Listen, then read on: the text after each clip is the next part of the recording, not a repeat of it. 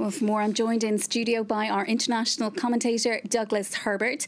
Doug, there are widespread claims that these two reporters were framed. Even one of the witnesses for the prosecution during the trial admitted that they'd been set up. Yeah, you know, the defense argument was that not one of the 17 witnesses for the prosecution in this case against the Reuters journalist was able to provide the slightest shred of evidence of guilt or wrongdoing in the case. And the irony here is that even some of the witnesses, police officers brought to testify for the prosecution, ended up having to admit on the stand that it was a setup. So all but sort of admitting under testimony what the defense's argument was. Namely, look, reminding our viewers, these journalists were convicted of possessing illegal documents under something called the Official Secrets Act, which was an act passed during, you have to go back more than 90 years to the colonial era when then Burma was part of the British Empire, a very old law. And all along, the defense basically said this was a case, a pure and simple case of entrapment. Police setting these journalists up. One of the people who testified said that he burned his notes of the arrest. This was the testimony for the prosecution. Someone else said that the journalists themselves, they didn't even have time. They never asked for these documents that they supposedly illegally received, these secret documents, and that they never had time to read them. They were arrested right away.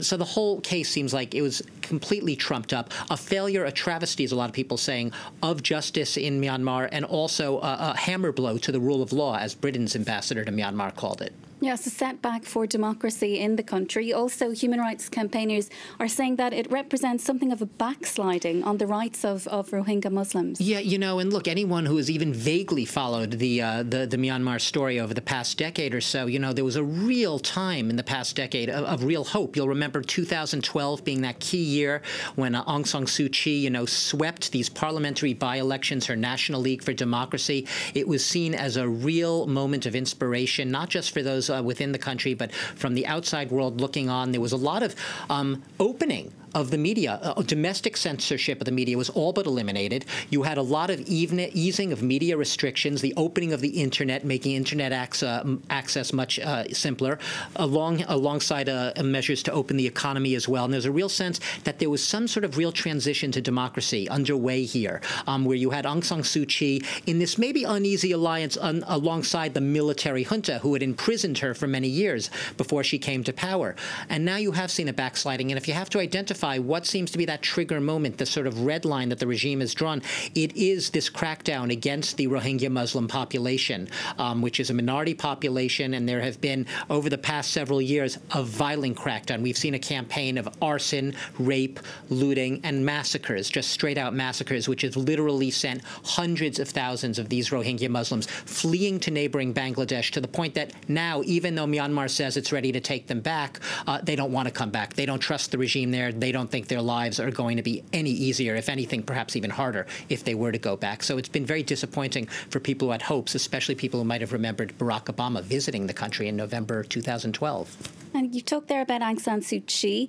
What about what's happening with the Myanmar de facto leader now? Yeah. She, of course, faced widespread criticism last year, but has that changed anything? It's a great question. What is going on with Aung San Suu Kyi, right? A Nobel Peace Prize winner. There's actually been a campaign to strip her of that Nobel Peace Prize, to which the committee has basically responded, we can't do that. That's impossible. But the fact that people are even asking for her to be stripped of that prize shows the disenchantment, the disillusionment with a figure, you know, an international personality who was once, you know, universally, if not fawned over, widely admired for standing up to a military junta that she now seems to be walking in lockstep with. And that might be even a charitable assessment. She has failed to criticize the military junta at all. Some people are hoping that she will use her powers, her influence with the military leaders to perhaps try to secure the release of these journalists. We are watching this space. We're waiting to see what she'll do. So far, she has not used any of those powers. She seems, if anything, to be convinced that the Rohingya Muslims do, in fact, present a terrorist threat to her country.